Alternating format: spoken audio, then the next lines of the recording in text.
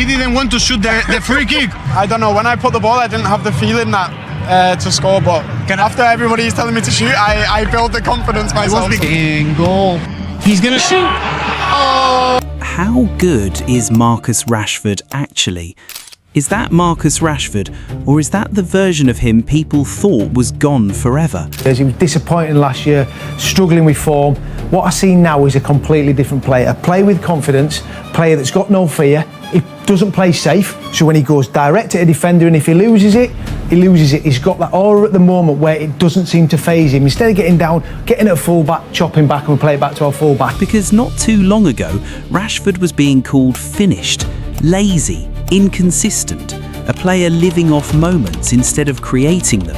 And now, he's right back in the middle of the conversation. So here's the uncomfortable question.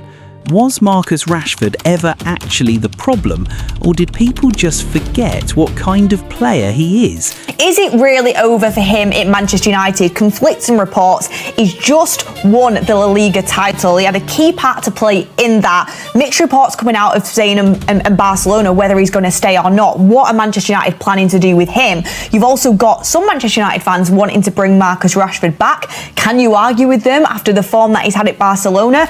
Because let's not rewrite history here. This is still the same player who scored 30 goals in the 2022-23 season for Manchester United. The same player who has delivered in big Champions League nights. It is going to be Marcus Rashford. It's a good hit. Oh, what a goal! The same player who carried United through long stretches when the system around him was falling apart. That version of Rashford didn't disappear, it just got buried under expectation, pressure, and a team that never really gave him stability. And that's where the story becomes interesting. Because Rashford has never been a system player, he's a chaos player. Give him space, give him confidence, give him rhythm, and suddenly he becomes one of the most dangerous wide attackers in football. Rashford, for me at the moment, is still arguably one of the brightest talents in English football.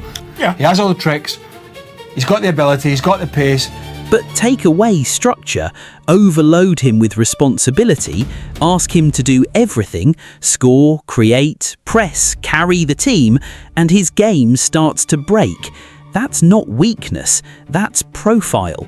And this is where people misjudge him. Because Rashford is not the type of winger who controls games like a playmaker. He's the type who ends them. The kind of player who can spend 60 minutes quiet and then in one moment destroy a defensive line with a single run. And when he's at his best, that run is almost impossible to defend. The pace, the directness, the way he attacks space, it's violent football. That's what made his peak season so dangerous. Everything was simple. Receive, drive, shoot. No hesitation. And when Rashford plays like that, defenders don't feel comfortable. They feel rushed. That's elite winger behaviour.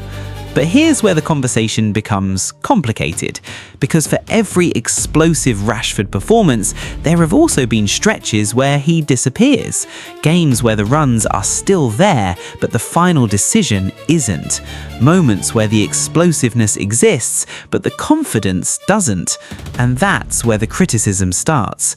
Not because Rashford lacks ability, but because his level fluctuates more than players in his category, and that's the key difference between him and the very top tier: consistency. Because when you compare him to players like Kylian Mbappe or Vinicius Jr., the gap is not always in talent, it's in how often they deliver. That's the uncomfortable truth. But even then, the numbers still defend Rashford more than people think. Across his career, he has consistently produced double-digit goals and assists in multiple seasons, often while playing in unstable teams with changing managers, systems and roles. That matters because context shapes output, and Rashford has rarely had the luxury of playing in a perfectly balanced attacking system. Which brings us to the most important part of this discussion. What actually is Marcus Rashford's role? Because when you watch him carefully, he's not a traditional winger. He's not someone who wants to stay wide and cross. He's not someone who wants to slow the game down and dictate tempo. Rashford plays like an inside forward. He wants space in behind, early passes, defensive lines to attack. He's at his best when the game is stretched, when transitions exist, when defenders are running backwards. That's where he becomes unstoppable, and that's why his best performances often come in chaotic games, because chaos is his environment. But in structured, possession-heavy systems where space is limited, Rashford can struggle. Not because he's not good enough, but because the game is asking him to be something he's not. And this is where the narrative around him becomes unfair, because instead of asking, how do we maximise Rashford, the conversation often becomes, why isn't he doing everything? That's not how elite football works. Even the best players in the world are built for specific conditions, and when those conditions are right, Rashford doesn't just look good, he looks unplayable. But to understand him fully, you also have to acknowledge the difficult periods. There have been seasons where the confidence dropped, the decision-making slowed, the finishing became inconsistent, moments where you could see frustration creeping into his game. And when Rashford loses confidence, his entire style suffers, because his game is built on conviction. Hesitation kills it. That's why confidence is everything for him. And that's also why his comebacks always feel dramatic, because when it clicks again, the difference is immediate. The runs become sharper, the shots become cleaner, the decisions become quicker. Suddenly, he looks like a completely different player.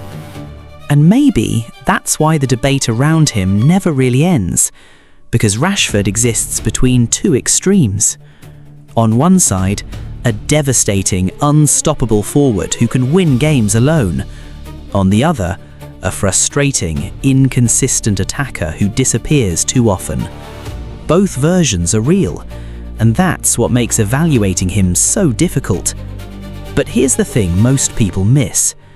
Even at his most inconsistent, Rashford still changes how teams defend. Defenders still drop deeper, fullbacks still hesitate, centre-backs still track his runs early. That gravity doesn't come from average players, it comes from threat, and Rashford is always a threat. So maybe the real question isn't, how good is Marcus Rashford? Maybe the real question is, are teams actually building the right conditions to get the best version of him consistently? Because when they do, we've already seen what happens. And it doesn't look like a good player. It looks like a match winner, a game breaker, a problem defenders don't want to deal with. And if that version of Rashford shows up consistently again, then this conversation might finally change from doubt to respect.